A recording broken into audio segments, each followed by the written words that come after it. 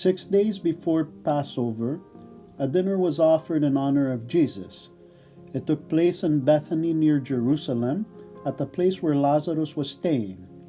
Martha was ministering to the guests, while Lazarus was sitting with Jesus and all those that were invited to the meal. Mary, Lazarus's and Martha's sister, had a vial of nard, which was a type of very expensive fragrant myrrh.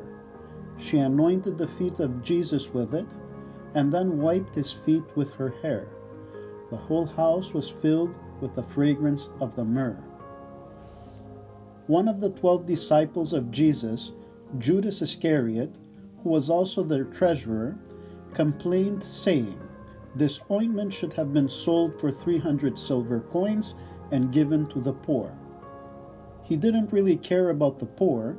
He was a thief and was skimming part of the money that he was responsible for his own personal gains.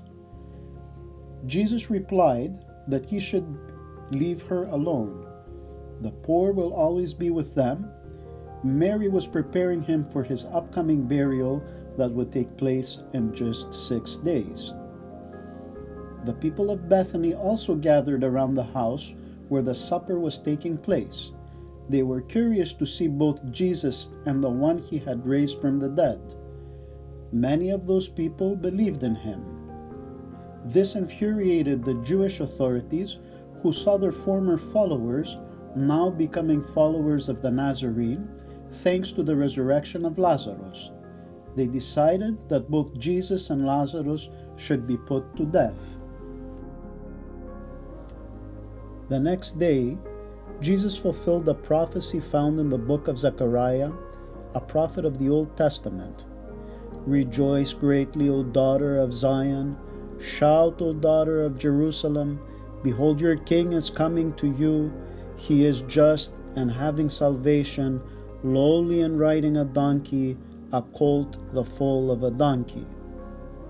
The news of the miracle of the resurrection of Lazarus had reached Jerusalem, and when the inhabitants realized that Jesus was coming to their city, a large crowd gathered to welcome him with palm branches, the symbol of victory.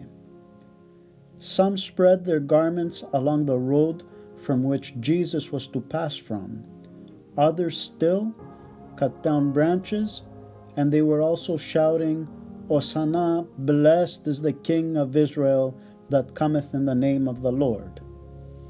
It was with these symbols of triumph that the Jerusalemites received Christ, and rightly so, since he was the one that defeated Satan and death and subjugated those that were spiritually unruly to the holy law of the gospel. The shouts of Hosanna, which means "save now" or "save, I pray," were heeded by Jesus, who came to Jerusalem to save not only the Jews, but all the nations as well.